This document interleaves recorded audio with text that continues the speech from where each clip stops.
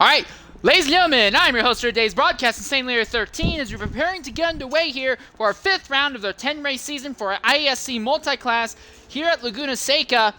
The last race of the season that will be taking place in the state of California here. As we prepare to get underway, things are going to be pretty interesting as far as I'm concerned. Last week at Long Beach, it was a circuit where the prototypes were the star of the show, while 2 weeks ago it was COTA, where the GT cars were the star of the show. Laguna Seca has properties of both tracks, and it could easily go either way, or maybe all the categories will put on an interesting fight. Of note, just like last week at Long Beach, the LMP2s, the top LMP2s are on pace to keep up with the DPIs around here, only a few seconds off, considering that the LMP2 cars only have to do 2 stops in a race, and the DPIs have to do 3 stops. Things are going to get very, very interesting there. Laguna Seca is the hardest track on the schedule when it comes to tire wear. It is very likely that some drivers will be pitting not to refuel their cars, but instead to save their tires once they hit that 82 to 85% mark. That's normally about the time where the pace starts falling off significantly, and you get to that point faster here than any other track on the schedule. We have a newcomer in the DPI category, and also a returner of the driver who ended up missing out on who ended up backing into a win at Daytona. So for the first time in the DPI class, we actually have 2 Fords against the Chevrolet instead of just a bunch of Chevrolets against 1 Ford. So a bit of an interesting inversion in that. Then the GT category, a lot of interesting scenarios there. This is a track that's going to favor the Ford GT more than anything else. Ludicrous Speed had an absolutely horrible run last week at Long Beach. He'll be looking to rebound here, but amongst our GT Championship contenders, Brett, U5, and where is he? Here we are. Oh wow, we just lost Sunshine. Okay. But anyways, between our GT Championship contenders, Buffalo, Brett, and U5, it is going to end up being very interesting to say the least, because here it's very hard to overtake. The Chevrolets have, again, a significant advantage over the BMWs when it comes to initial traction. Also, SRD Shredder is running a unique setup today. The normal order running around Laguna Seca: max out the front downforce to keep the front tires from falling away that bad. He is going on alternate strategy. He is running more rear downforce than front downforce to try and maintain rear grip through the corners. He says that he's not too concerned about maybe having to make an extra stop. He thinks he'll just barely be able to break it even. If we have a yellow flag, everything can go out the window. Of note, that would put the LMP2s in a position to win overall.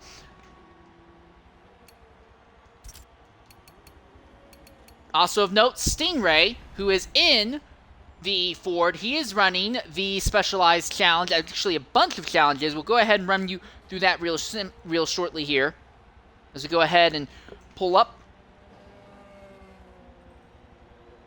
the official information.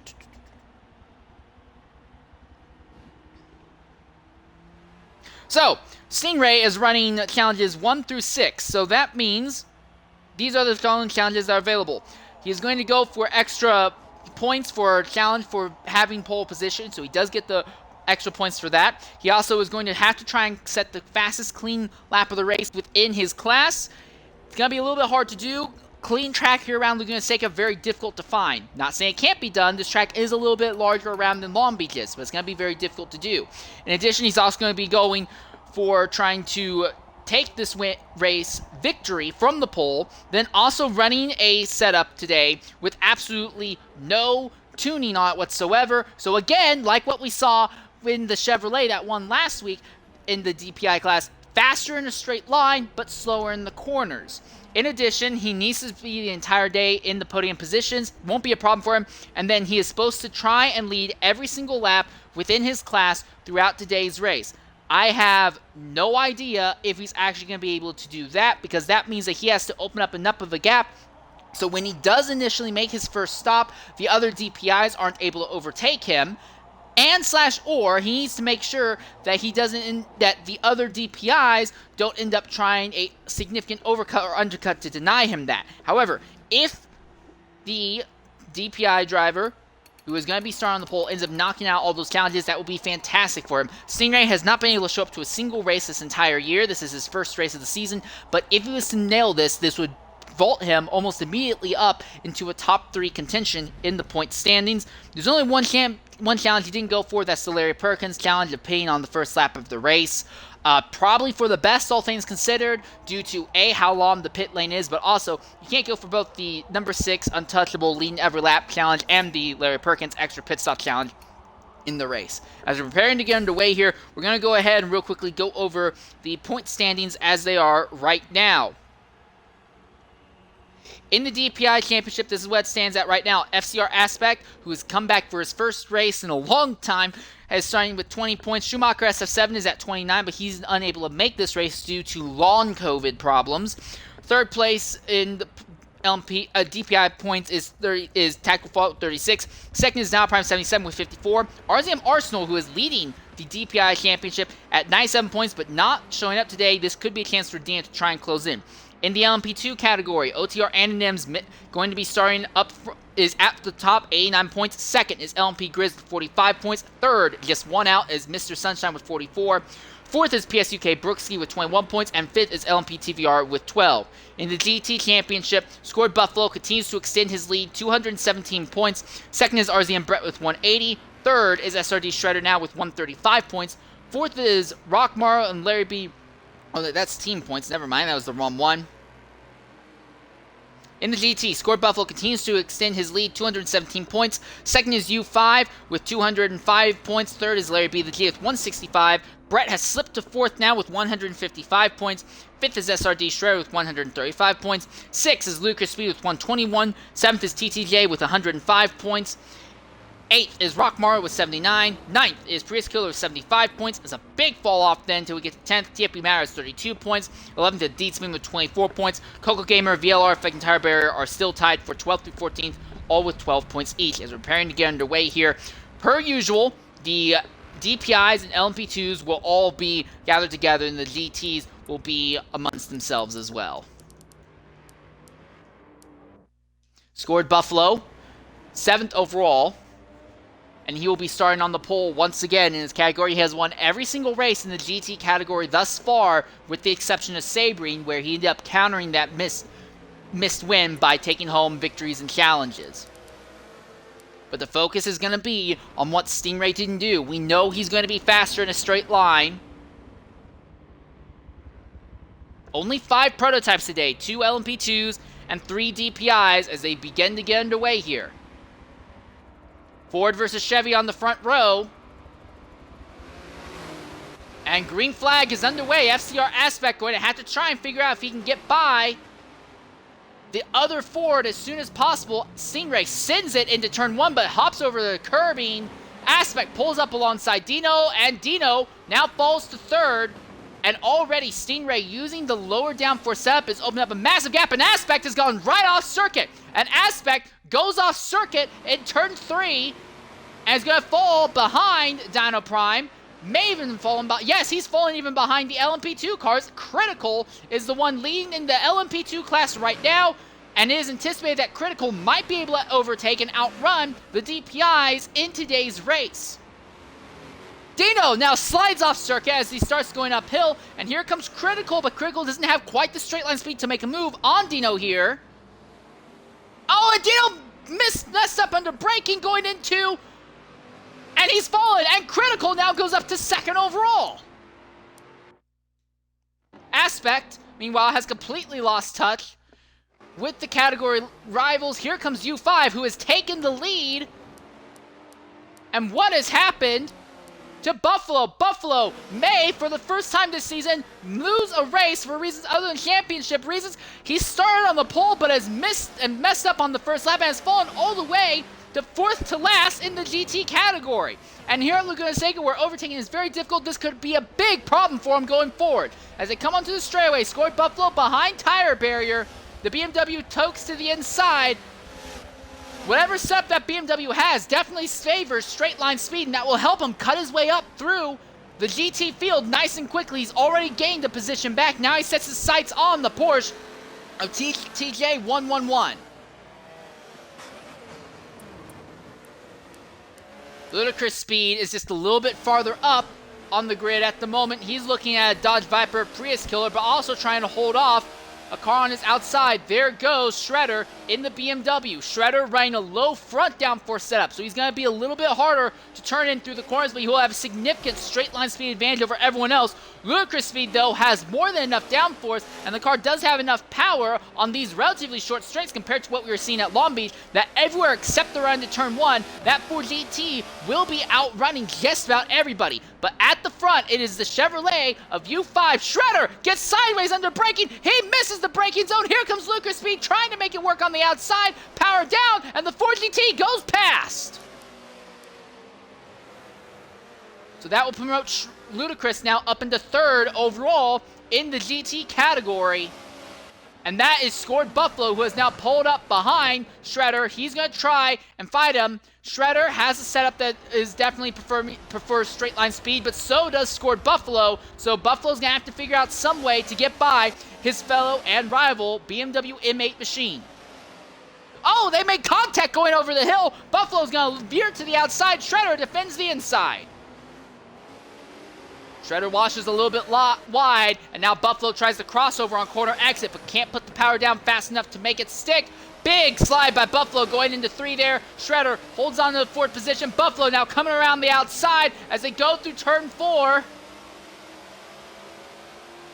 Side by side still, but Shredder has the position as Buffalo falls back in line behind his rival BMW. This is letting Ludicrous Speed scoot away a little bit. Also, RZM Brett, who's also still trying to get a win this season, is now right there behind Buffalo. He's going to want to try and overtake him as fast as possible. It's in his advantage, obviously, to try and get by Buffalo because we know that the Chevys have great pace and ability here. Brett said that he's done a lot of practicing, but when it came to race day setup, this car just did not seem happy whatsoever. Oh, big miss at the top. And Buffalo really bad coming down. You can see how long it took him to kind of save the car. But he's got brought back together. That lets Shredder go ahead and try to set a run on Ludicrous Speed, but already Buffalo is caught back up. So it's BMW versus BMW for 4th position in the GT fight.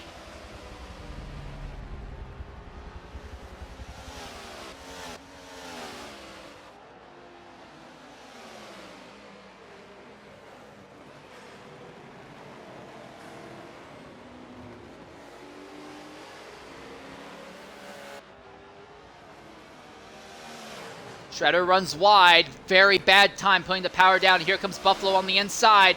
And there we are. Buffalo now takes the position over Shredder. Moves up to 4th overall in GT. Shredder trying to put the power down, but Buffalo, easier job of putting the power down his end.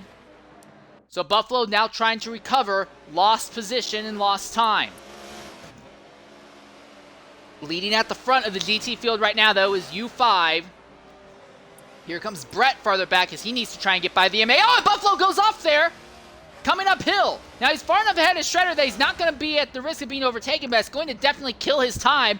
And for a man who's already trying to make up for a bad first lap, you can't be affording to have bad runs like that, especially when the driver who is 2nd overall, well, 3rd overall in the GT category, Ludicrous Speed, is in a car that is going to be super good on defense everywhere except going into turn 1.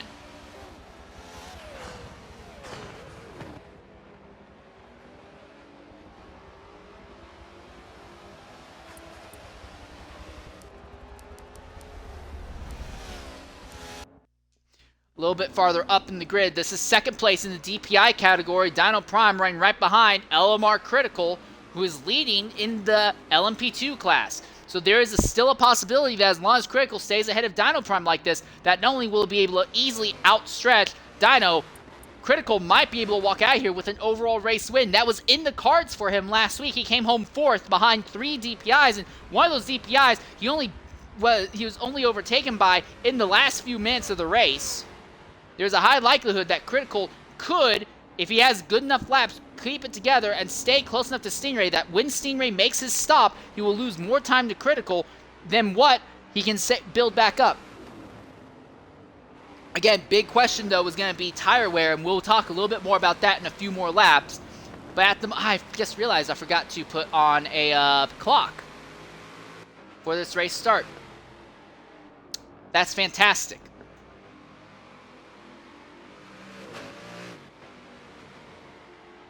I forgot to put on the start of race clock. Again, I did it at Coda, and I did it here as well.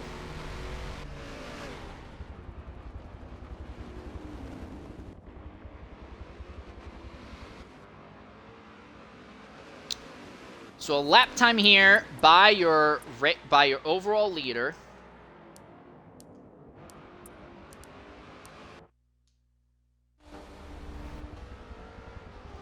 is 1.25 minutes, and we have completed 8 of them. So that's 8 minutes and 8 quarters. So that'd be 10 minutes. So we've gone through 10 minutes thus far. So we're at 80 minutes to go at this point.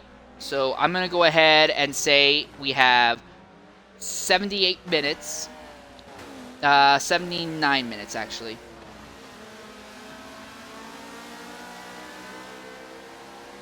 This won't be perfect, but will give us an idea. As we see, our current DPI category leader now cutting his way up through the GT field, the back of the GT field, but still cutting his way up through it anyways. Dial Prime has finally managed to get by the LMP2 for the moment. Critical fighting for overall race win. Dino wanting to be there, ready to capitalize when Stingray pits so that way he can lead a lap and deny one of the challenges to a potential title rival.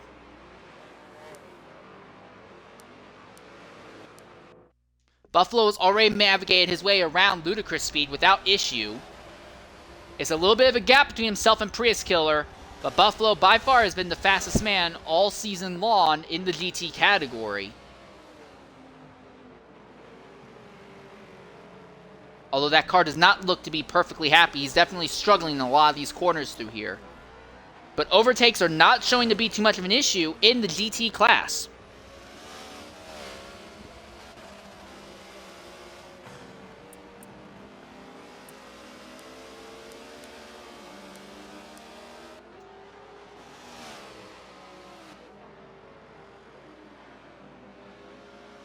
There's Stingray, your category leader in DPI and overall race leader. Again, not really in GT's interest to be holding them up.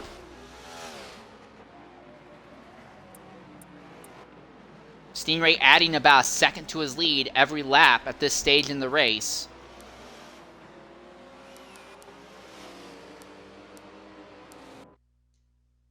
It's a little bit farther back in the GT category. Shredder has stalled out in 11th. This is Larry B. the G, 12th overall. As that is the LMP2 leader and second in DPI who have gotten by him in the Ferrari. Larry had a very strong start to the season at Daytona, but has fallen off a bit. He's definitely probably amongst the top 4 fastest, but what he has been putting together has not quite matched the pace of Buffalo, U5, or Brett thus far this season. As the entire field now is at least 1 lap down.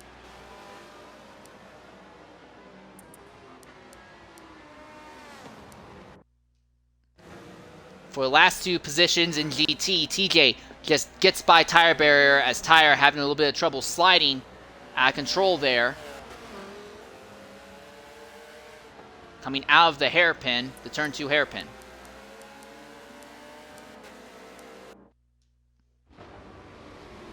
Ludicrous speed holding up.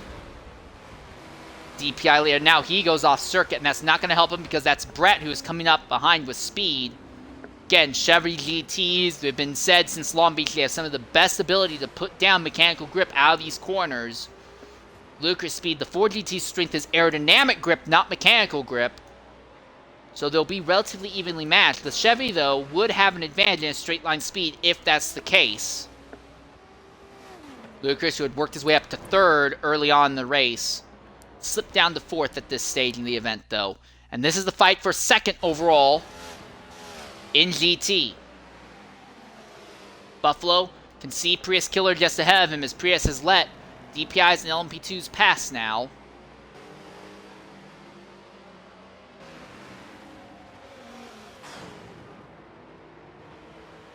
How long is it going to take to overtake him?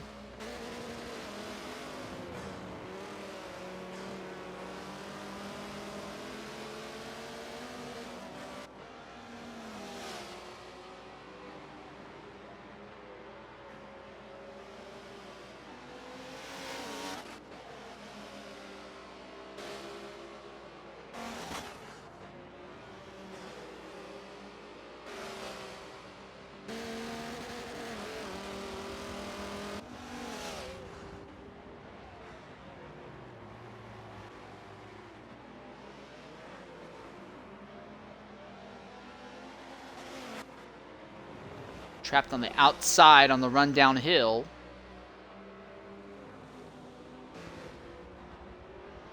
And that holds off Scored for a little bit longer, but it does seem that BMW still has pace, significant pace advantage over this Viper, and that may spell doom for U5, who is leading, because U5 has not stretched out a massive advantage over second place at this stage in the race. He does have an advantage, but it's not nearly as much as I think he'd want. Here comes Buffalo to the inside now.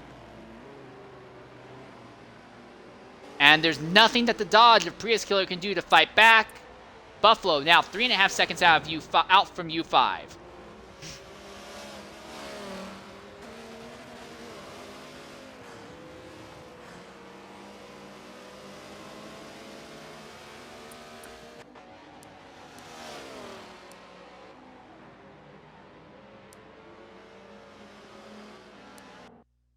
This battle continues to wage. Not a traditional battle in any sense, but Dino trying his best to keep pace with the lead LMP2 car, while Critical doesn't have anything for Stingray. So Stingray faster than Arsenal, who has been dominating the last few races, primarily off of the back of the Ford GT, the Ford DPI being a superior car to the Chevrolet DPI. That's not been too much of an issue for most of the season, though. At Daytona, the cars were relatively evenly matched because the Chevrolet had better acceleration up to its top end. And then every race since Daytona until now, everyone who's been competing for wins has been in the Chevrolet machine. Schumacher just doing this as a part-time thing on the side, not in a position to remotely squeeze out the maximum performance from the Ford.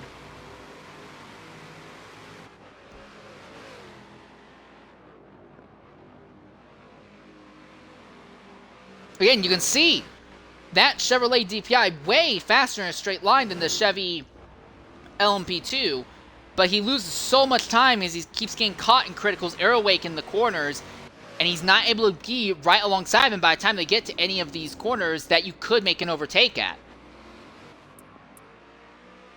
And this is only going to go in Critical's favor as it goes on. The Chevrolet DPI burns through its fuel and will also be burning through its tires very quickly here. At this stage, we're going to go ahead and bring up the telemetry overall for everyone across the field. At the front of the grid, again, everyone's required to make at least 3 stops in today's race if you're in the DPI category. Stingray leads 33 and 34% tire wear on the front, 45% fuel. Second place, Critical. Again, he only needs to make 2 stops on the other hand. 59% fuel still left in the car, 28 and 29% tire wear. There is going to be a concern about tire life for the P2s. For Dyno Prime, 30, again, similar in fuel, similar in tires, so even with all the tuning that's been done to try and bring the Chevy up to Ford in pace, it doesn't matter. The stock Ford DPI in the right hands is faster than the Chevy. Aspect has overtaken Sunshine for 4th overall. He is 3rd in the GT category, right there behind Scored Buffalo, giving Buffalo more than a little bit of a headache at the moment, as Buffalo wants to let this DPI pass so that way he can go ahead and run down the Chevy, but Aspect is struggling hard navigating through traffic. Aspect has also gone through a lot of fuel as well. 5th place Mr. Sunshine in the LMP2 category. Again, tire life is going to be a concern for him going forward. And then leading in the GT class, U5, 69, nice, left in the fuel, 34 and 37 in the front tires. So for right now, he's still going to feel fine. Scored Buffalo has gone through a little bit more fuel, but his tires have a little bit more life on them. Going to be hard to tell which way that battle could end up going.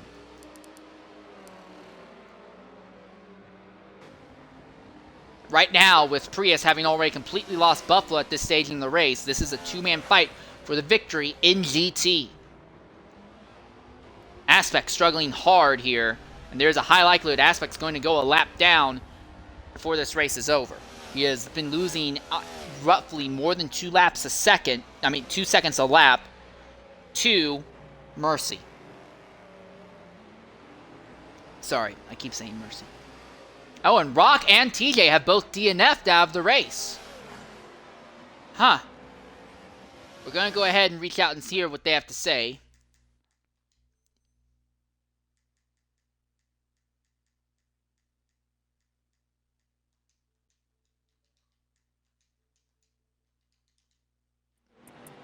But this gives a big benefit to this man here, Tire Barrier, who is now guaranteed to finish no worse than 13th overall.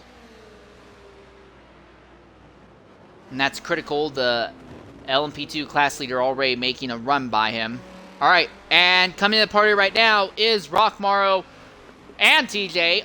Rock, TJ, go ahead and include your audio. Early retirements here at Laguna Seca. What took you out of the race? I was having control problems, actually. My controller kept cutting out. I was going down the front straight earlier, and my controller turned off. So that set me back a little bit. It kept happening, so I was like, all right, if this happens one more time, done. I was going up the straight leading up to the corkscrew, and it turned off, and I met a tire wall. So I was like, okay, yep, we're done. All right, shame to see you taken out like that. TJ, what about you? What's eliminated you from the race? I kind of have a hockey game to go to tonight. That's about all I got. All right. You're really bad at lying, but you could have come up with a lie at least, so I could have been sympathetic to you, but all right. You should have probably signed up, but irregardless, at least thank you for your honesty. Yeah, no problem. All right. We turn our focus back.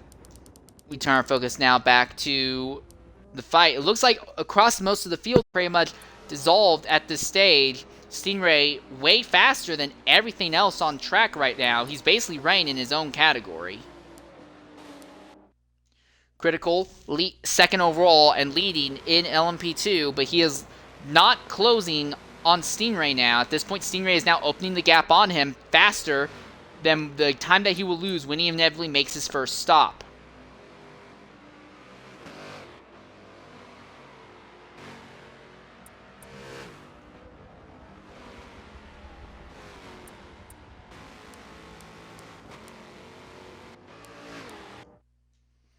As we once again look at the GT fight. Scored Buffalo second, trying to run down U5, who is leading in the Chevrolet.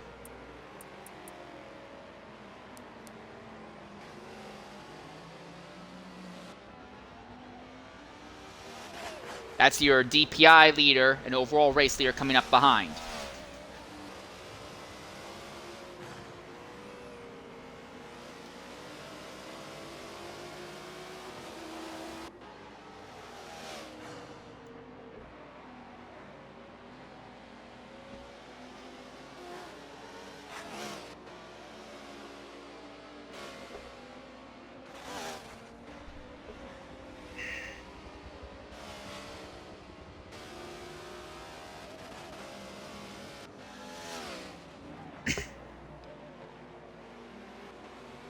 Not really much else battling on circuit at this stage in the race.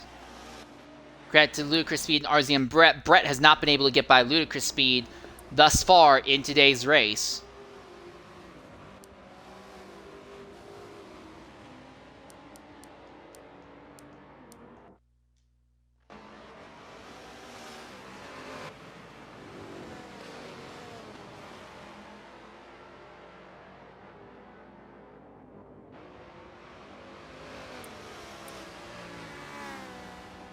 Larry has fallen all the way to 12th, next to last in his category.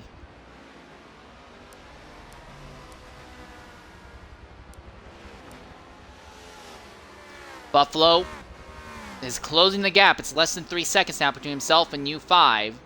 At Coda, it was the other way around. Buffalo and then to a lesser extent Brett had been dominating up front, and U5 was the one who burned the bridge down. They had a serious fight for the win in the final stage of the race. Not so much the case today, though.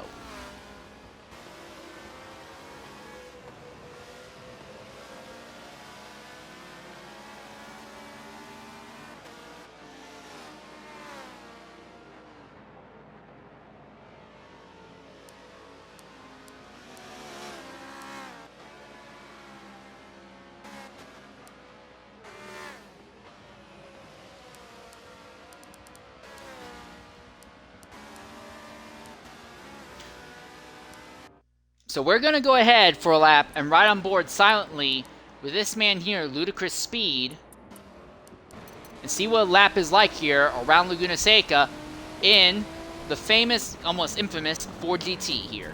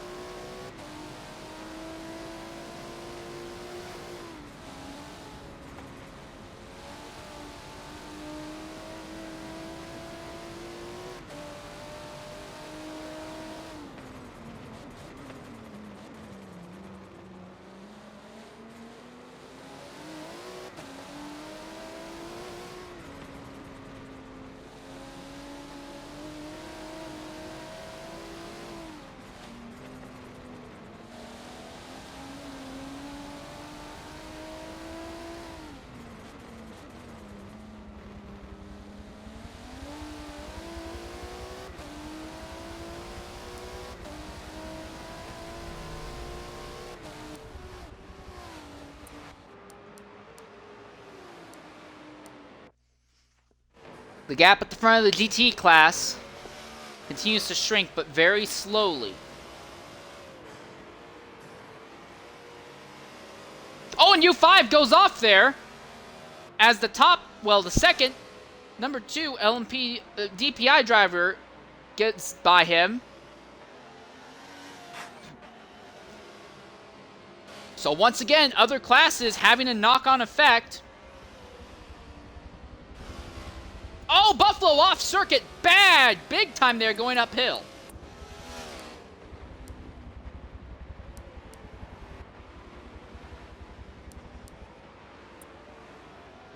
The gap is down to less than 2.5 seconds, though. Real quickly, we want to go ahead and look at our entire prototype Stingray in for his first stop today. Is he far enough ahead of Dino that he can still take home the challenge that he wants to? It would appear so, yes. Stingray far enough ahead of Dino that Dino was not able to get ahead of him, so Stingray should, by default, be able to take home the challenge of leading all laps today. Dino was able to go a little bit farther, though, than Stingray, interestingly enough. This is bad news for Critical, though. Critical unable to get ahead, to break away from the other DPI, so he can't properly fight and try and run down clean laps to counter Stingray's lead. And now he has a full pit stop behind. Well, he's basically on pace, and over a single lap, he's slower. So this race may be over unless we have a yellow flag to shake things up.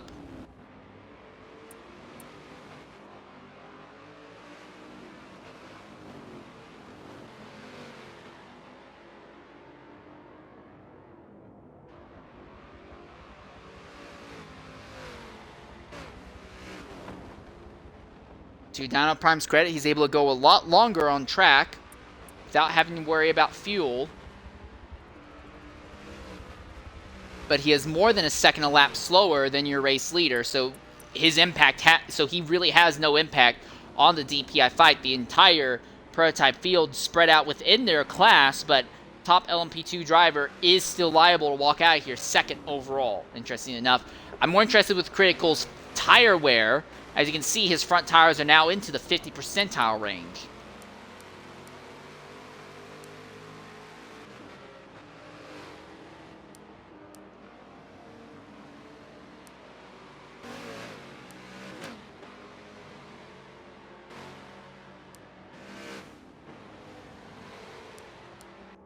In the fight for the GT category win, U5 has the position. His tires, though, are going well faster than his fuel. For Scored Buffalo, his fuel is going to be a deciding factor, I think, before his tires. But these two may have to pit at similar times irregardless. The gap is down to less than 2 seconds between first and second in the GT category.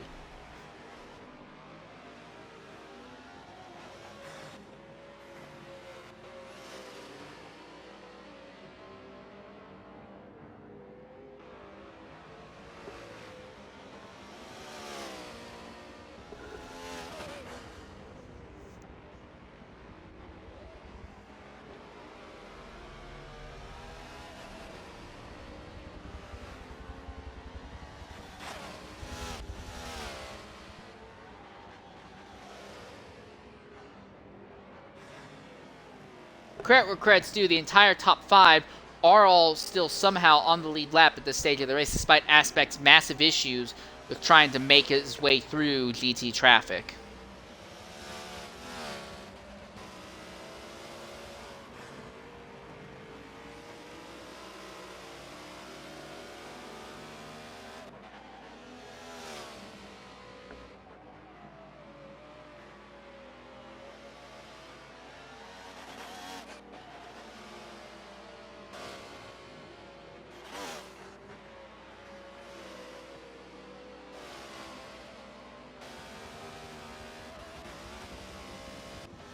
Moments like that are definitely not helping Buffalo, but if we do know that Buffalo has a history of starting out weaker, then as the race goes on, he normally gets stronger and stronger in pace.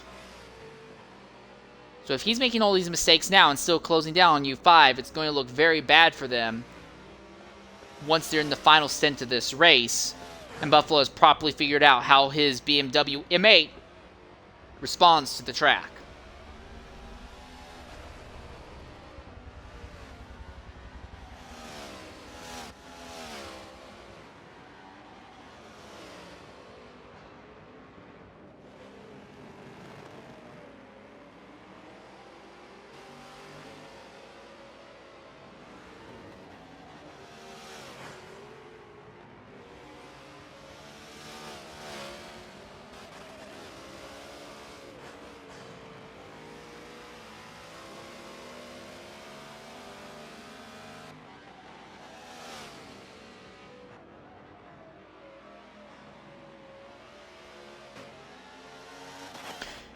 Sad thing is, at this stage in the race, there's really not a whole lot else going on. As we look down through the grid, Brett has finally overtaken Ludicrous Speed,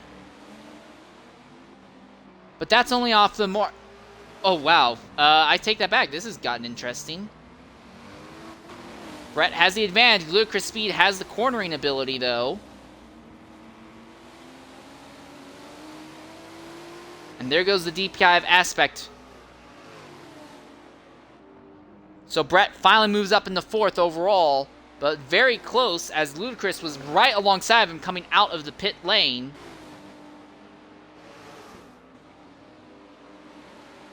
And any mistake by that Chevrolet would see Ludicrous easily be able to seize that position back.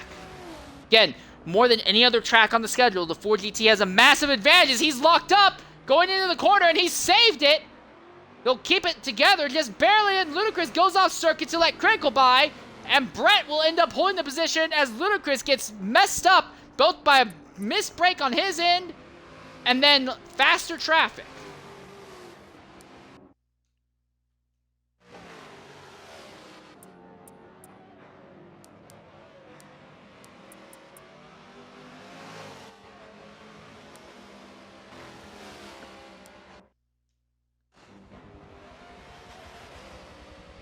Yeah, Buffalo significantly better and easier on his tires, but he does not have a lot of extra fuel left. I think, though, Buffalo's going to try and overtake U5 on track before the first pit stop of the day for the GT class.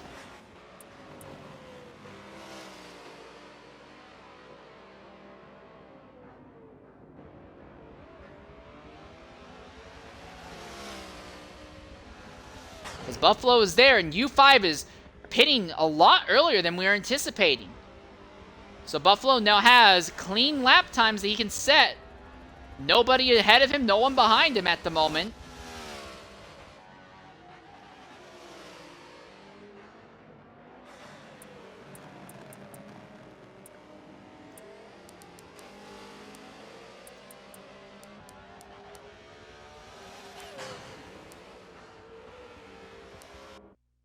One other battle of note going on. This is in the GT category.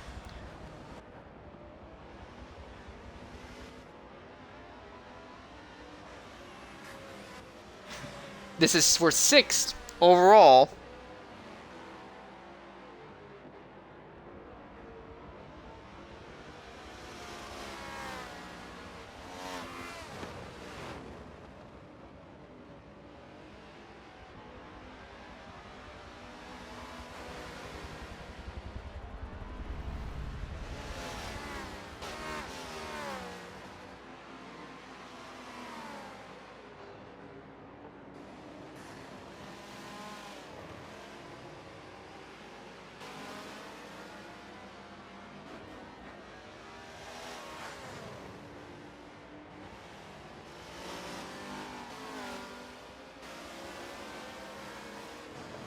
Shredder gained some positions early on. Oh, big jump over the curb there.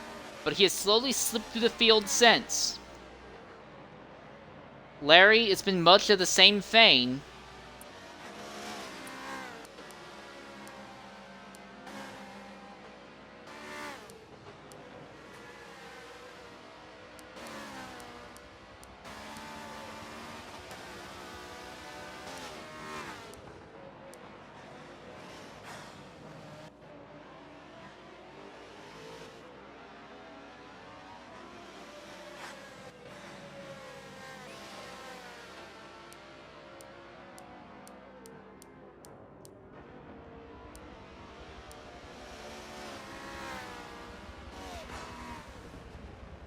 And Larry pits to get off sequence. Real quickly, we go ahead and look at Shredder. As now that Buffalo is ahead of U5, although off the back of U5 having made a stop and Buffalo having not made it. Yeah, I am a little bit curious to compare what the tire wear looks like for the GT, the two cars in the GT category that running the M8s. 67 to 69% for Scored, and he'll stay out for another lap. For Shredder, well, Shredder's just recently pitted, so that should tell you more than enough. But Buffalo going as long as he can on this round, the initial round of stops.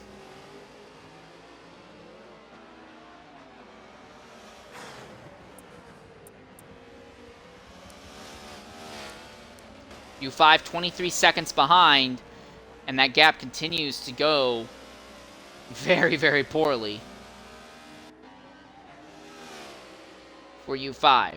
Well, as I said, U5's closed just a bit there, but overall, Scored is extending his lead over U5. Once he makes a stop, the question is just going to be, will he have enough that he'll be able to maintain the lead afterwards? Because once he does that, then that means that almost every fight on the racetrack will be over. Already, Luke Crispy has fallen more than a second away from Brett. And now that Larry has pitted, Shredder is kind of off in his own land now.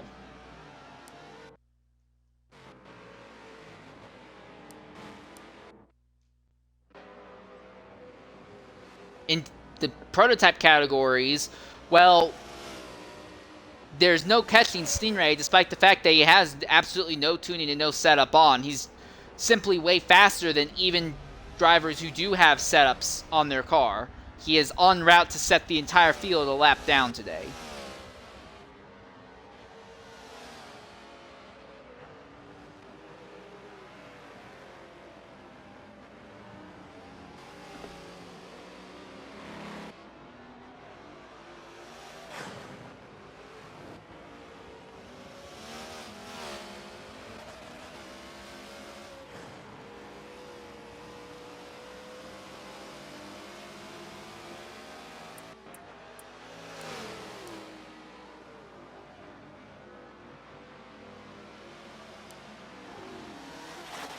Oh! That was a top P2 car who just went off there. Again, right now, this is the biggest question. When does Buffalo make his stop?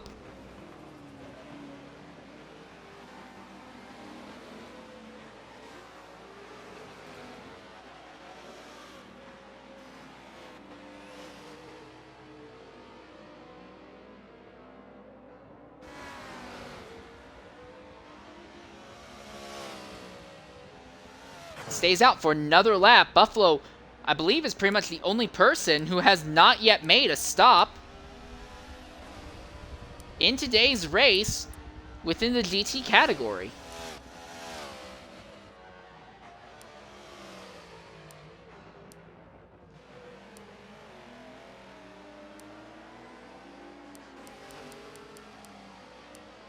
So Buffalo going as long as he can now. And then obviously his final 2 stints, the middle stint and last stint, will be a lot shorter. So he won't be burning through his tires nearly as bad in those runs. I think we could probably see a scenario where Scored, once he catches Larry up there, might go ahead and elect to pit a bit sooner.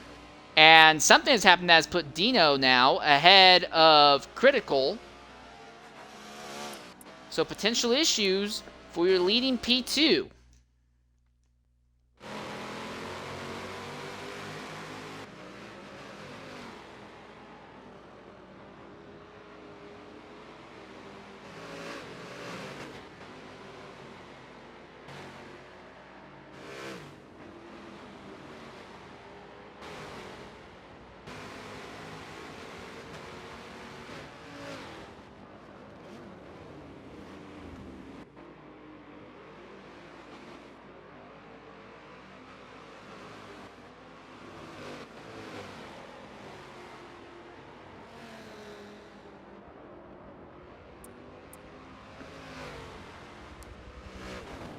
Well, that didn't last long.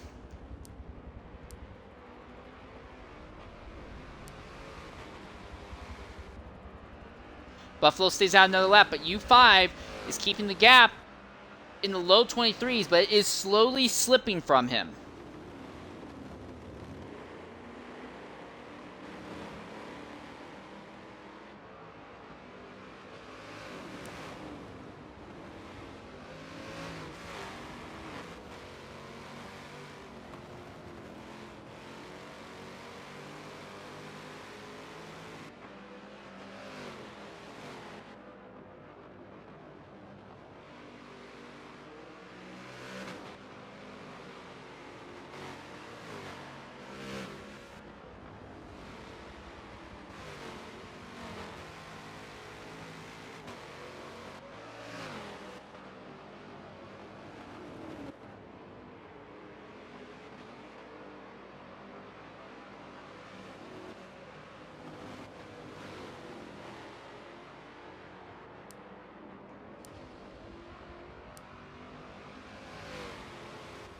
All right, and Buffalo has finally made a stop out of the GT category lead. So U5, this will be his only chance to try and get ahead of Buffalo.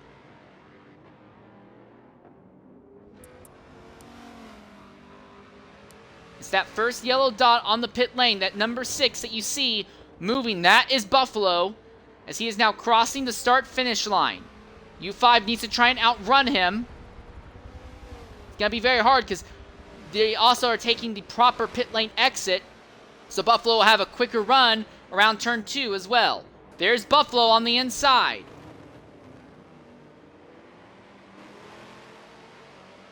Buffalo struggling to put the power down, but here comes U5. Buffalo has a position. He's only going to be struggling with tire warm-up for a few corners here. About the time they get to the corkscrew, it will go in Buffalo's favor. That is lap traffic in the form of tire barrier ahead.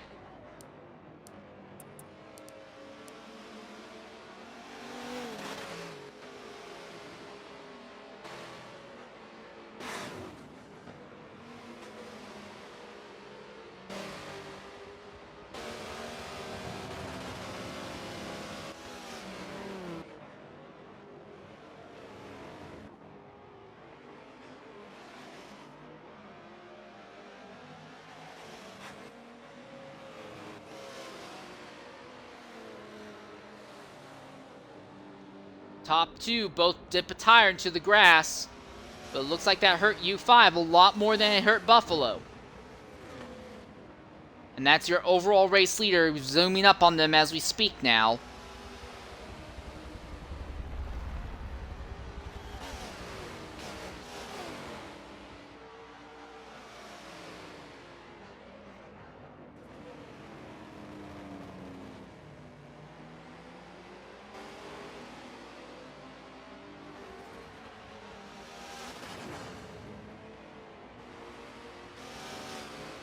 And that's it. Fight over for the GT category win.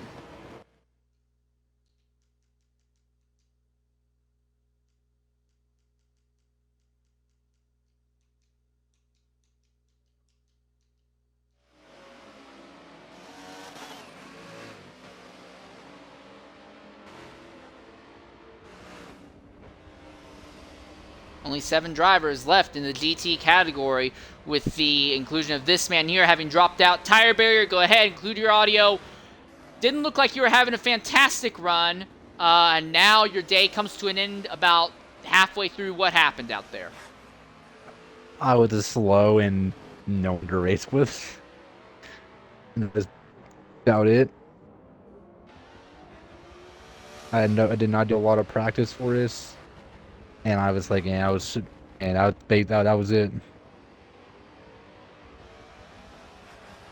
All right, well, will we be able to see you? Will you come back next week at least and do a little bit more practice then? I'll be at work next week, so I will not be able to show up. All right, So, well, I do want to say thanks for maybe. being willing to jump in and talk with us. Anytime.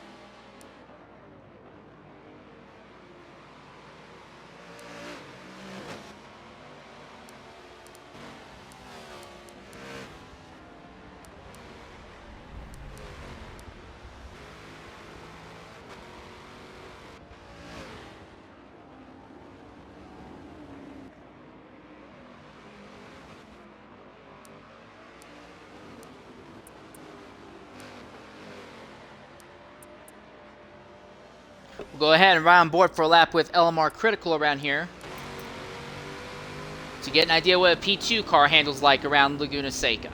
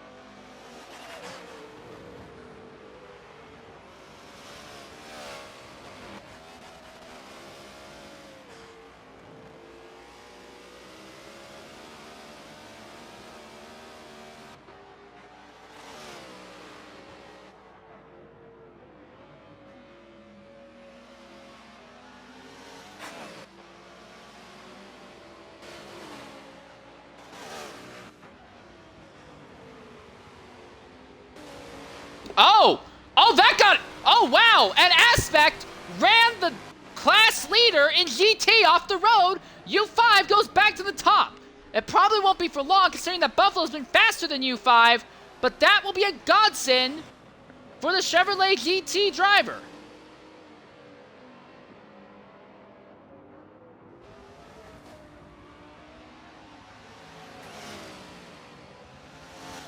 Here comes Buffalo looking to the inside, thinks better of it through here.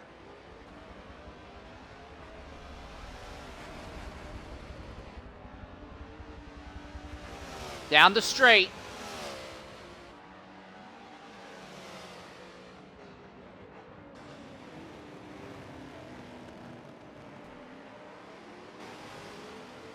Well, it's not the first time we've seen something like this happen. Again, it happened at Long Beach late in the event there as well. It's still a surprise. It's still a surprise every time it occurs.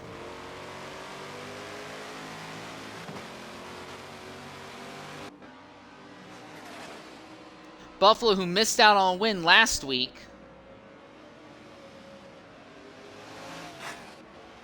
who come home third, not trying to let another one slip away. He's already making his run, or trying to set up a run, on the Chevy GT of U5.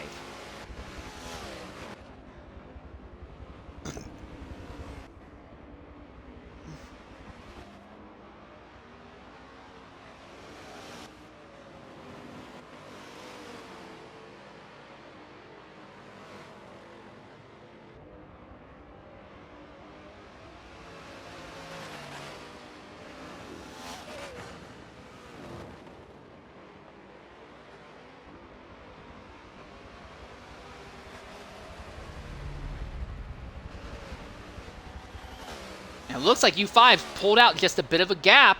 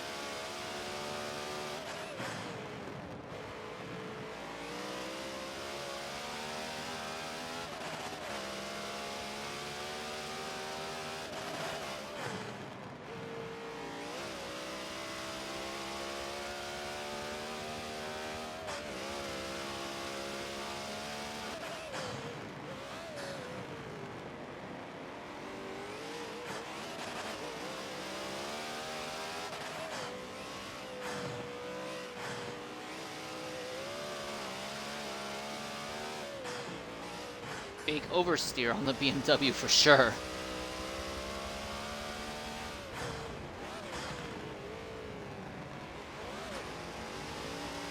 So not lap traffic, but faster traffic having a massive effect on the fight for the GT category win.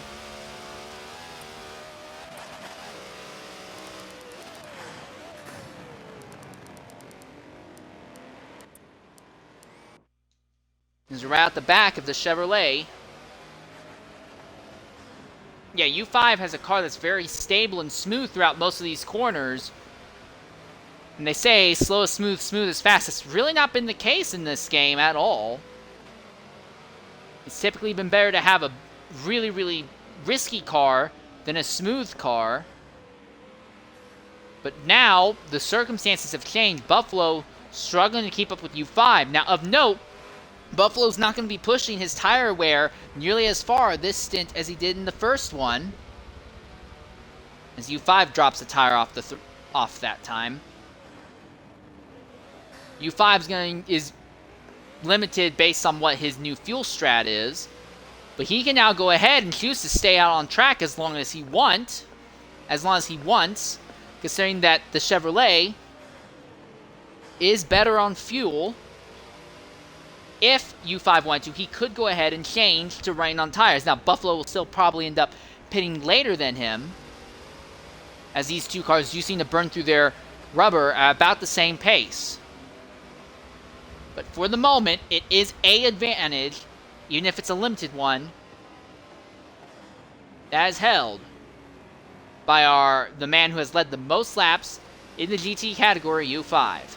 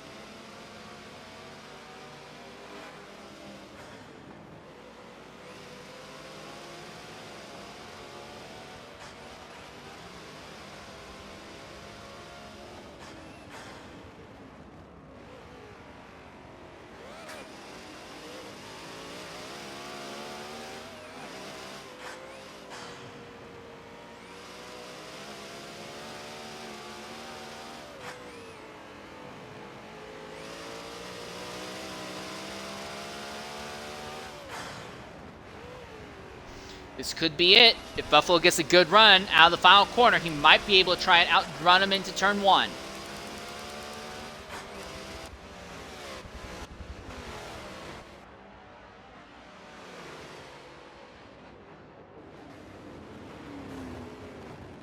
Buffalo gets upset there by Dino going by him in turn 1. Mind you, turn 1 is actually that little bend in the straight at the top of the hill. Turn 2 is the hairpin, the first actual braking zone in a lap here.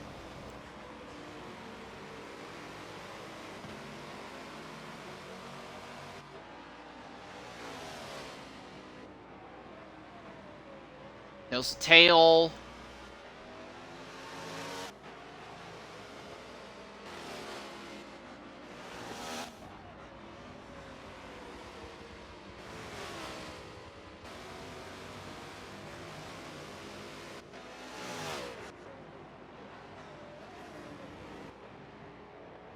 Again, U5 not really making mistakes. Buffalo's best shot at getting by him will be right there, maybe. Or not. It gets cut off there.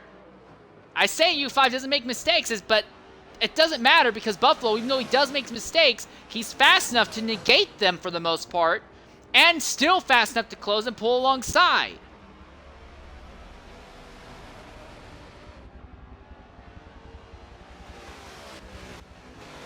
That's the DPI leader, Stingray, coming up behind. It was the DPI Ford that ended up knocking Buffalo out of the GT category win.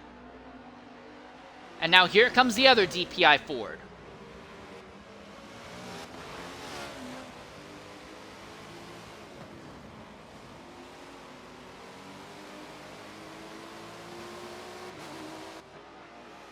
That was simple enough.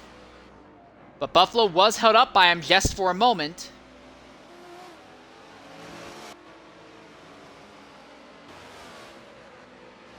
U5, who is still searching for his first victory this season. Well, second victory, I should say. No, it is first victory, actually. Yeah, because Brett went Sabering as well, didn't he?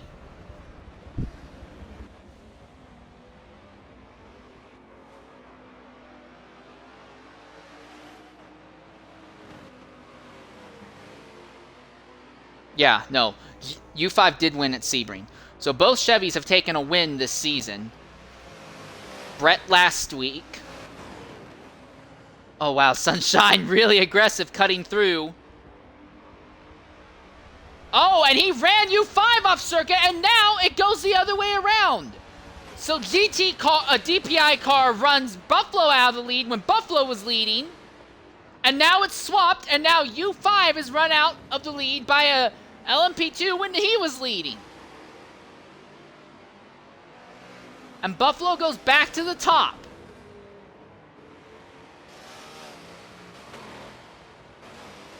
And that may be all Buffalo needs to start walking away. Now again, the GT cars do still need to make their final stop of the race.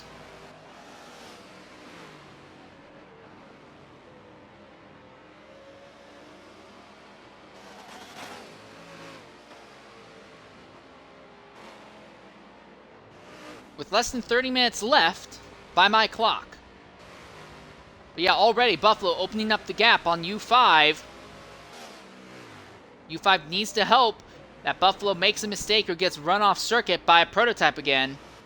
And just like California, well, just like every race we've had thus far in California, the GT category victory has been decided by interference by the faster categories. U5 finally going to pit, realizing he can't really stay out behind Buffalo forever and deal with the aero wake. But this pretty much brings it in to the last fight on track that we've had pretty much all day.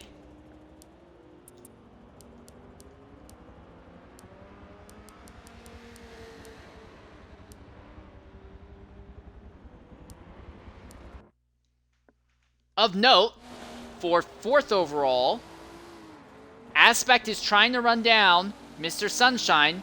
So 3rd place in the DPI category, trying to run down 2nd place in LMP2. But Aspect is a lap down compared to Dino Prime, who is 2nd in DPI. Critical, nowhere close to Stingray at this moment. Stingray honestly could go ahead and make a free extra pit stop and still end up winning this race. Now, with that said, Stingray is honestly on probably the riskiest overall strategy today, in my opinion. Kind of locked into that due to the way that the car has been set up. He's burning through his tires and his fuel way faster than anyone else, but it doesn't matter because he's just so much faster than his next rival on track.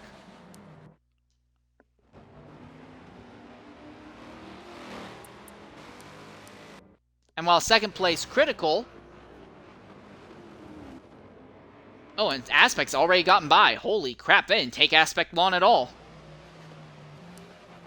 Did Sunshine pit? Yeah, Sunshine's in the pits, making his final stop of the day, actually. So that explains that.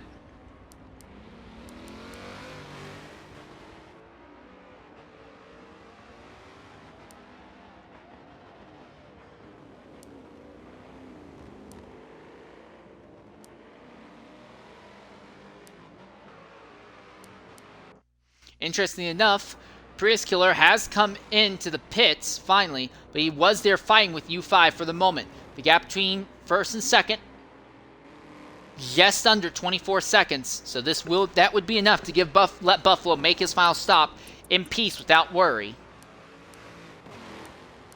Of course, I am curious to see how long Buffalo is going to stay out on track. He still has a lot of life left in both the fuel and the tires, but does have to make one more stop before this event is over.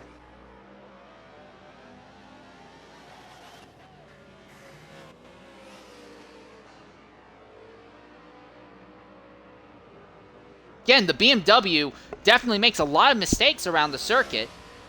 We see him constantly saving it under braking, saving it under exit, sliding wide through the corners, but the BMW is just generally a stronger car than the Chevrolet. The Chevrolet does have a significant advantage. It's a lot more planted, a lot more stable around here.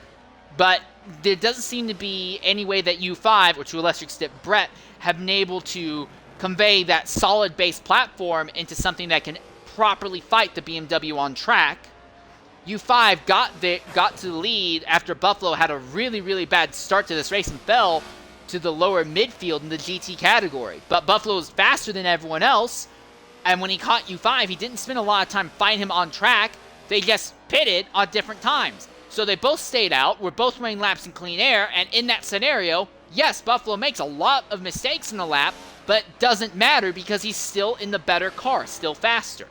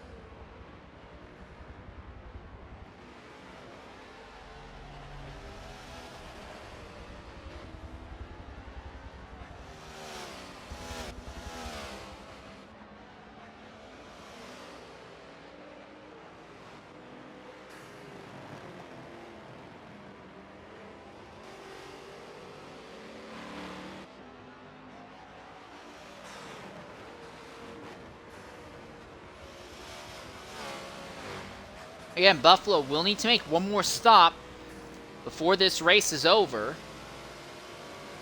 In theory, he could do it now and split this race pretty close to halfway even.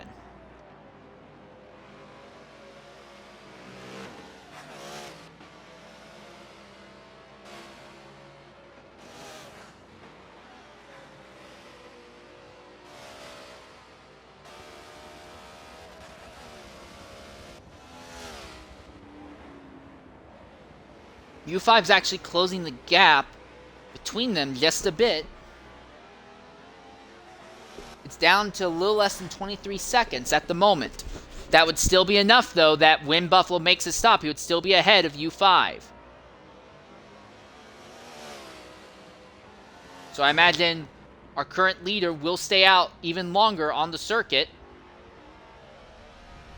just to go ahead and try to swing the advantage in his favor. And he's already doing it now. It's back into the 23s already. And that's Aspect, who has just made his stop and may have disconnected. So Aspect might be out of the race overall now. And that would appear to be the case.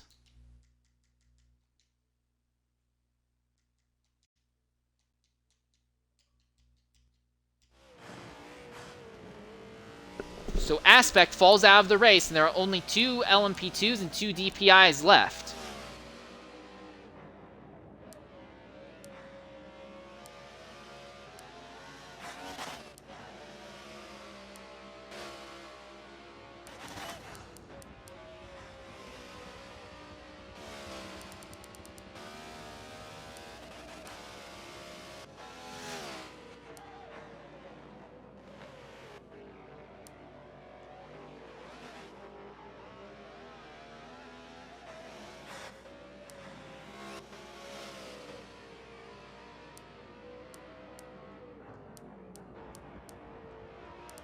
All the other battles on track long over, as we're down to just 12 drivers left on the circuit here. Wait, 12? Isn't it 11 now? Yeah, 11 drivers actually. Bad day for Larry, but with all the DNFs in category, it's honestly not going to look, well, it's as bad as it looks, but points-wise, he'll still walk out of here in a respectable position. The problem is the 2 men he's been chasing have still been leading 1-2. All right, coming to the party right now is FCR Aspect. Aspect, go ahead, include your audio. Not a great run for you, and it looks like a retirement in the final third of the race. What took you out there? My internet cut off and just disconnected me, so unfortunate. Yeah, that would seem to be the case. Some instance with you regarding the GT category, it seemed like there's a struggle for you guys trying to cut your way through the GT class. Anything that could have been done there? Most of it is my fault. I mean, I haven't raced DPI in a minute since Daytona, so I'm kind of getting used to back to passing GT cars. But another thing is Laguna is not my best track for passing multi-classes, so it's definitely takes a toll on that. Alright, well, shame to see you knocked out like this. You will still go ahead and take home at least 3rd place points in DPI category, so you can at least be proud for that. Will we see you next week, though? Yes, I will be racing for 6 hours in Road America, and I'll make sure I'll connect to a better Wi-Fi. Alright, well, great to hear that you'll be back then, and we'll talk later, mate. Alright, thanks for jumping in and speaking with us. Alright, yep, thank you. I do want to go ahead, and for those of you watching, I do want to go ahead. Next week will be a multi-stint race, and they will be running a 6-hour race at Road America. Multi-stint, so drivers will be pairing up. We'll likely see slightly smaller fields as ludicrous speed goes off there. We'll likely be seeing some slightly smaller fields, but more drivers will be partaking overall. In the fight between 5th and 6th overall, which is the fight for the GT class lead, it still continues to hang out at about a 23-second gap. That would be just enough for Buffalo to hold on to the GT category lead. So here at this channel, we will be covering, for guarantee, the last stint of that race. We may end up covering some earlier stints, but will guarantee you that we, and I say we, it's really just me, we'll cover the last stint of that Road America race.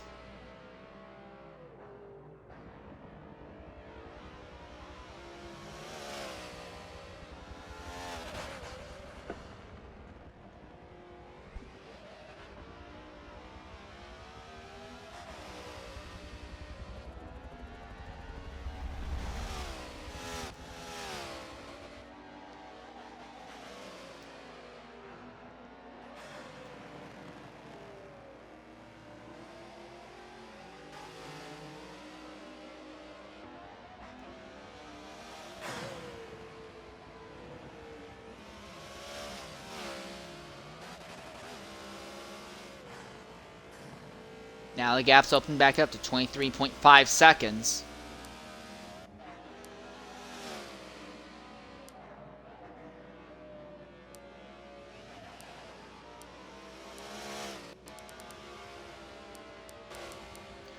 There's one more category we've not spent a lap on board with thus far in today's race. We've run on board the GTs. We've run on board the LMP2s. We're going to go ahead for this upcoming lap and spin a lap on board with Stingray and see what a flying lap is like on board the Ford DPI here around Laguna Seca. As we are closing down to the closing moments of the race here.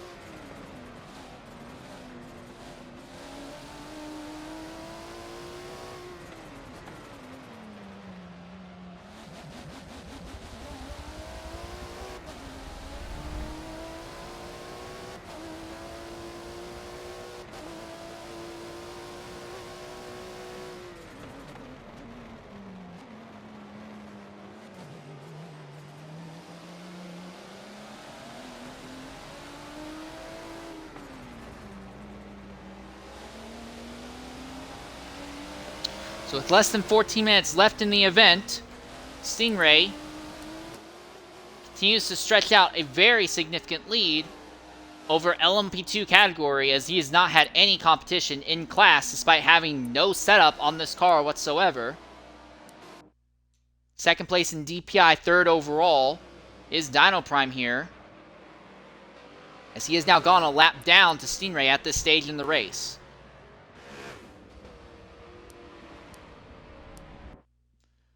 Scored Buffalo continues to lead, and the gap is stretched open to 24.5 seconds. He has yet still to make his final stop of the day. However, despite a little bit of a hiccup mid-set race, when a DPI ran him off circuit, Buffalo re-inherited the lead when a LMP2 ran a different, the other leading GT car, the U5, off track. And Buffalo has sailed away with this lead since. He still has yet to make his final stop.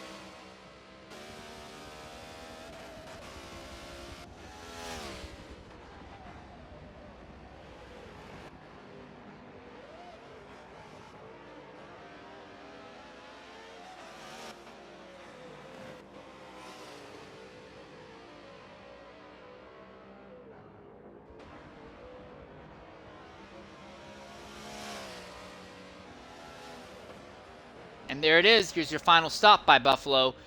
And he's anticipated to come out just ahead of U5 on the circuit.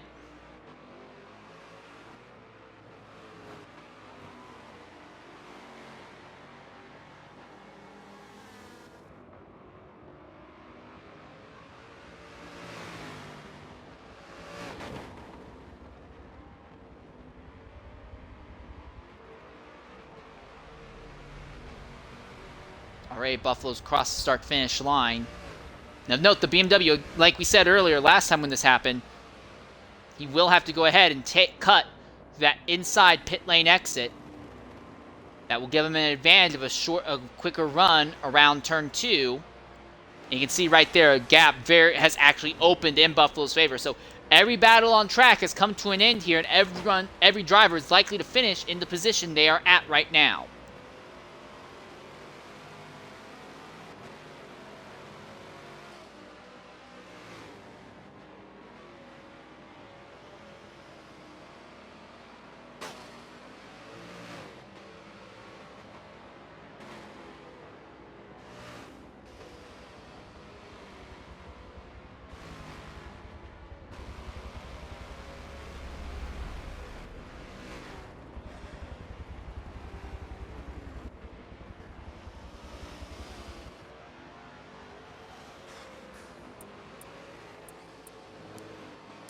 I do want to go ahead and shout this man here. We've not said a lot about him, but Prius Killer has been the only driver today who, while he didn't have a great qualifying run, he's put together a great start to this race, parlayed it into a podium position, has held out in the podium spots all day today, fast enough to stay ahead of Brett, although Brett has been eating away at the lead. It's not been by massive amounts, and this looks like seems like we could be looking at Dodge's first podium position in the GT category this season.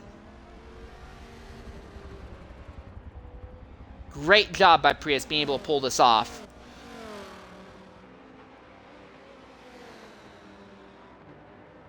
We thought it would be the Ford GT that would actually end up overperforming, but it's actually been the Dodge coming home what looks like will be a podium here, assuming nothing else goes wrong in these closing minutes of the race.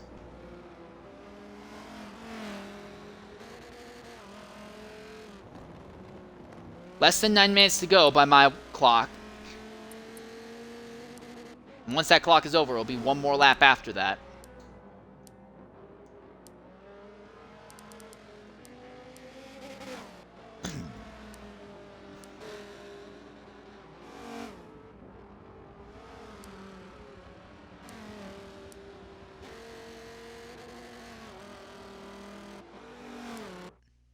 Stingray has missed most of the season. This has been his first race back, but he is going to make a splash, taking home very near maximum points today, and then some, for winning the race, staying home. I have no reason to doubt that he set the fastest in-lap race. He started on the pole, he's led every lap, and he's done all of this with no tuning and setup today.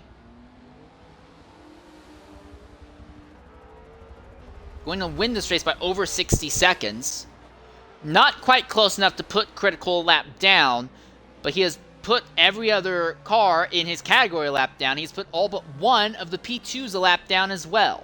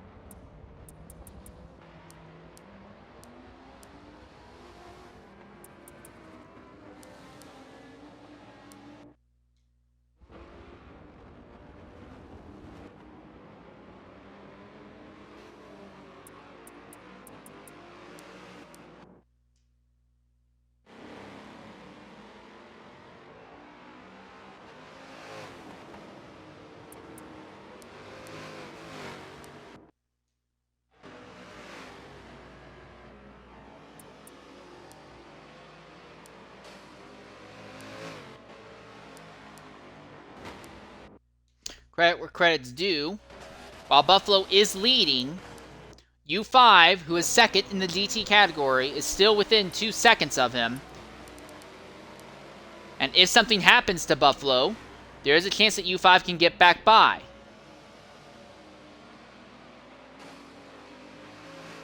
But I do say chance, and it's looking vanishingly less and less likely as we run through the final minutes here.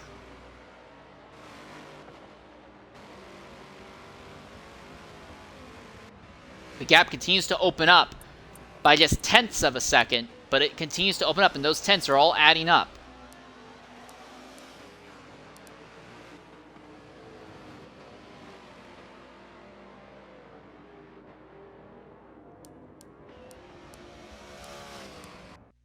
I do want to go ahead and say absolutely fantastic job to LMR Critical, picking up where OTR Anonyms left off, and he has walked the entire grid, has put everybody a lap down with the exception of Dino Prime and Stingray in the DPI category. And even then, Dino is not doing that fantastic on his own. You can see Dino a little back there coming across the start-finish line.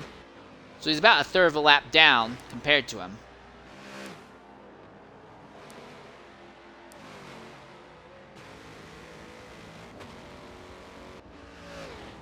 And if something happened to Stingray today, Critical was trying his best to position himself to take advantage of it, but that has not been the case in the slightest throughout the run. Fastest lap times thus far, Stingray's been in the 15s, Critical's 16s, Dino 16s as well. But Critical has been faster than Dino, number 2 in the DPI category on merit. It's only been by hundredths of a second, but that's all added up as this event has gone on.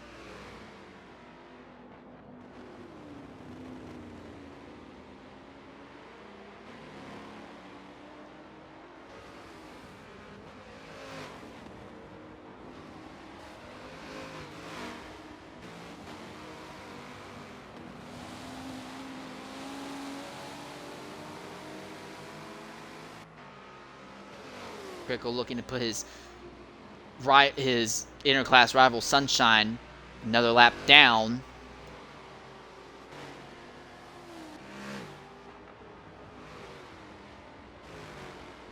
With about 3.5 minutes left. U5 has now fallen more than 2.5 seconds off of Buffalo. Brett's closed his gap to Prius down to about 7.5 seconds, but has not really gotten much closer than 6 throughout the majority of the race today. 15 drivers started this race. 4 of them, Aspect, Tire Barrier, TJ, and Rock, all end up dropping out. So we are down to 11 running.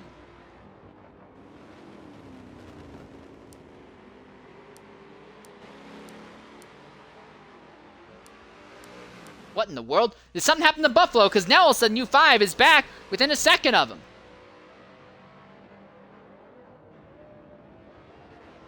Buffalo might be fading.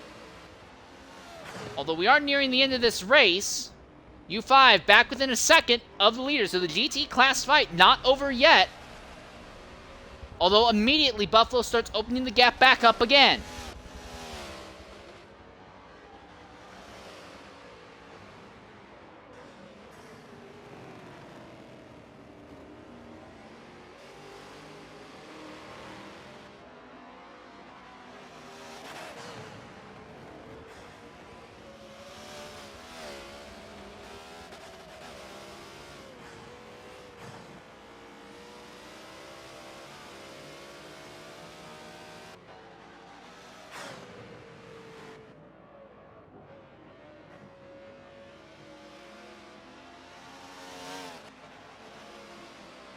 Typically, Buffalo's strongest stint is in the final stint of the race, but today's been a bit of a strange inversion for the BMW driver. He makes another mistake on the run uphill. The gap's now within a second. Buffalo's strongest stint, without a doubt, was his first stint, and since then he's been hounded and messed with by U5 throughout. And while Buffalo is on track to lead the most laps today, it will be just barely. And if he makes another mistake, U5 will be there to capitalize. It's within a second at 9/10 at the moment, now 8/10. The Chevrolet can just sniff the draft of the BMW down the straight as they come down to turn 2.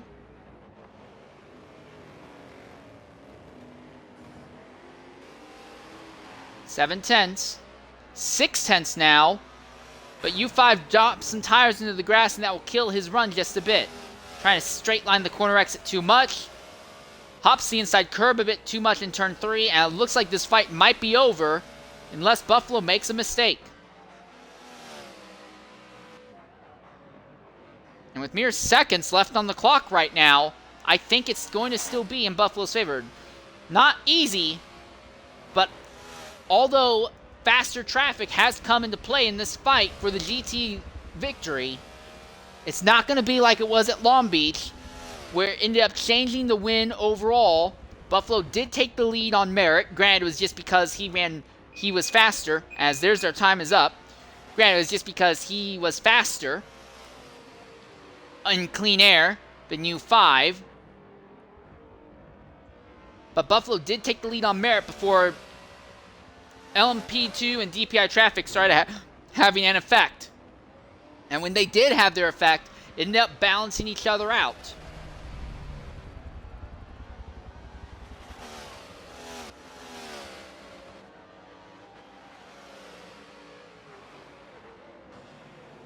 So our race is basically in its final lap.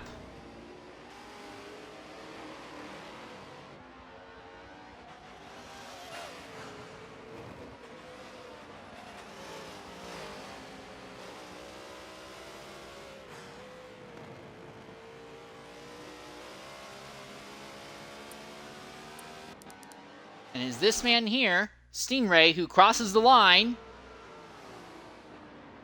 after leading every single lap in today's event.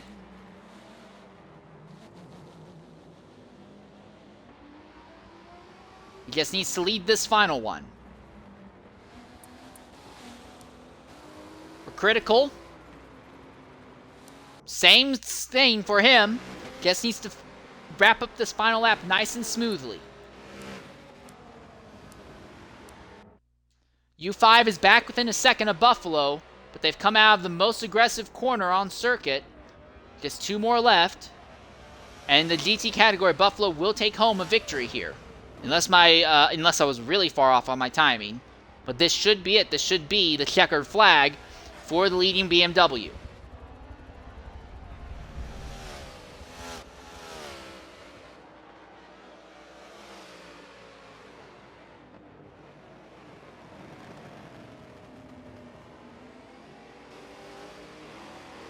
Hey, we're going another lap, I guess. I may have miscalculated. But that means that this here is the end for Stingray.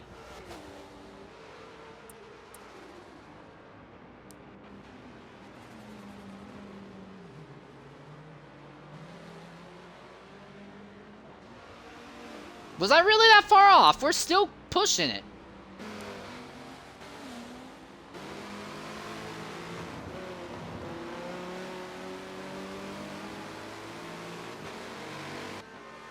Huh, I guess I was. Alright.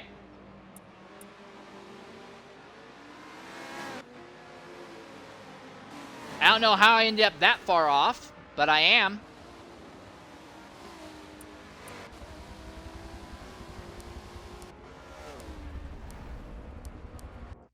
U5 is the closest he's been. Scored.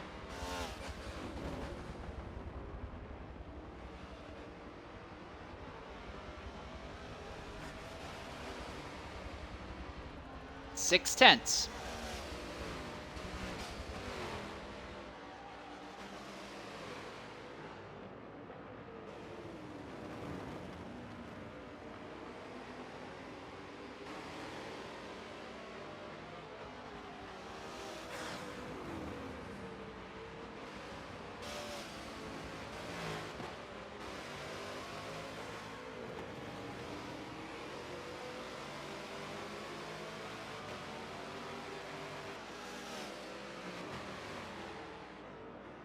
That's the P2 leader, Critical, coming up on this fight and may have a knock-on effect in this.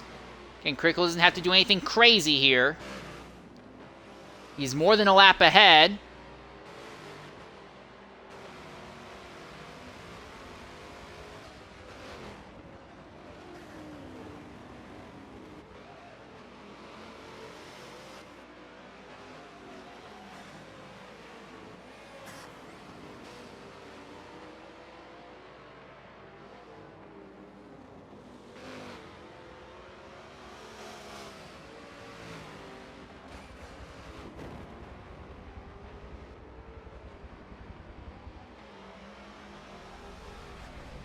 Now the gap opens back up to 1.2 seconds.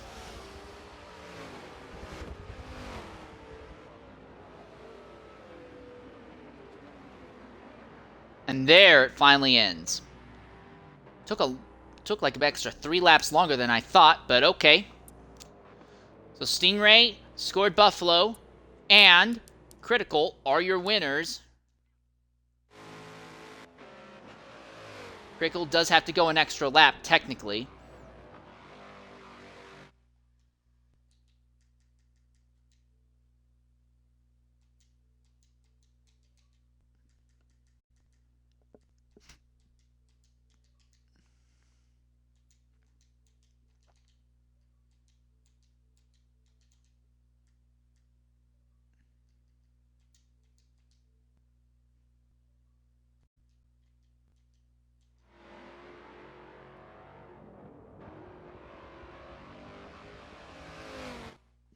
Alright, and coming into the party now, we're trying to get our GT category podium in here.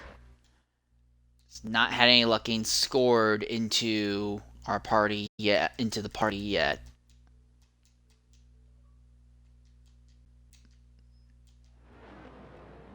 Alright, well I do want to go ahead and talk with our third place finisher in GT category in the Dodge, Prius Killer. Prius, go ahead, include your audio. Fantastic drive to a podium, mate. Probably the best run that we've seen Dodge have all season thus far. What do you have to say about your day? I finally didn't suck. I was actually able to do the race well.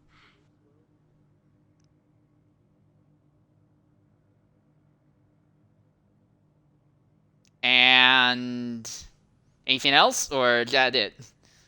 I mean, I wish I could have done this all season. And not just the one time. Alright. Well, great job on the podium, mate. Do you think you can recapture this magic again next week at Road America? Well, I'm not showing up, so no. Oh, no, I'm sorry to hear that, mate. Should hopefully be there for Glenn and Indy, though. Alright, well, we'll be looking forward to that then. Great job on the podium. Now I want to talk real quickly to our actual GT first and second place finishers. Starting up, Buffalo, you started on the pole. I will fully admit, we missed what happened. What happened on the first lap that knocked you so far down the grid at the start?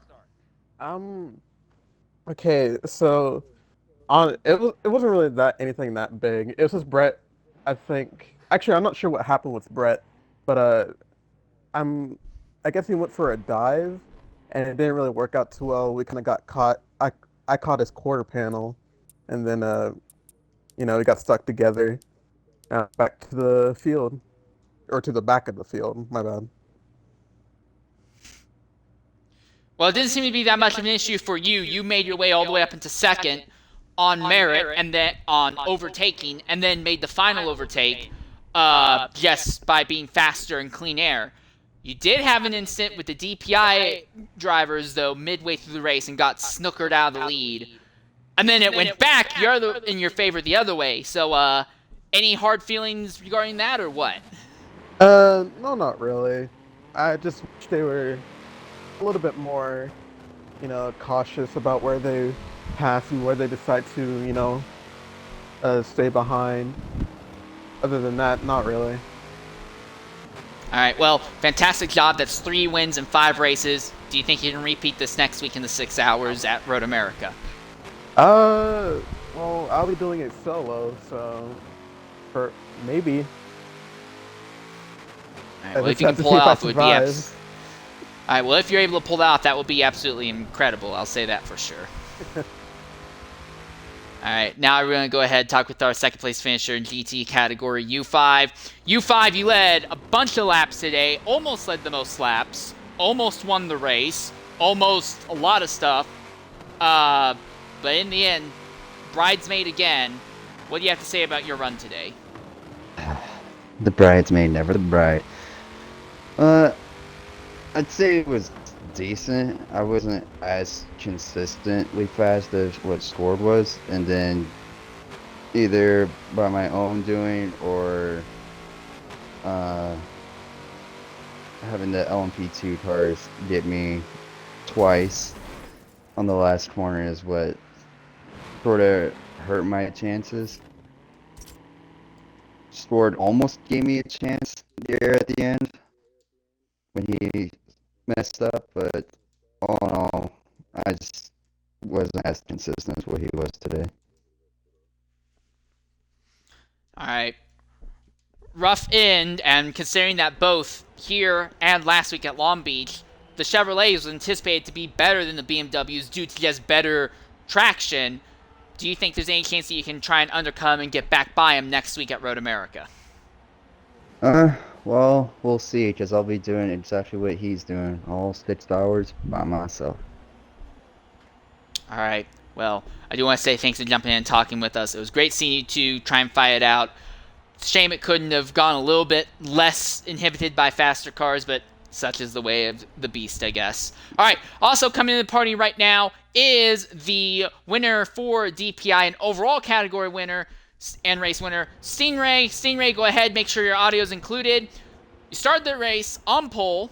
I believe you got fastest clean in-lap race as well. So you led every lap as well. Never dropped out of the top 3, although that wasn't too hard when there were only 3 people in your category. And you set everyone except the top LMP2 driver a lap down. Incredible showing. Is there anything you can really say after that sheer dominance you put on? I don't know. It was a good race, you know. From my end, not many mistakes. Managed to fuel on the tires fairly well. You know, it was one of my best races, I think, for sure, that I've done. But it was a fairly easy race as well. There wasn't much competition. But yeah, it's good to be back. Alright, at any point did you think that was possible that the P2 leader may have overtaken you for the race win, or? No, once we got through qualifying, it was pretty clear that we had the faster car and the package this weekend. Yeah, it just they have fairly equal pace in the corners, but down the straights we get them quite considerably. So there was never really any doubt. Alright, well, great run. Will you be running next week at Road America? Yeah, should be. It's just it depends on whether I have to do it myself or whether I can get a co-driver. Alright. Well, I do want to say, mate, congratulations. Fantastic drive. We look forward to seeing more from you in the future. Thank you. Alright, and we've not been able to get in contact with the winner of P2 Critical at all for this, so I'm not even going to try and mess with him anymore for that. But for a very atrophy-focused race, where we started with only 15 drivers and only 11 were running at the end, this brings us to a close. I've been your host for today's broadcast in St. Lear 13. I want to say thank you very much for joining us, and we'll see you next week at Road America. Until then, farewell.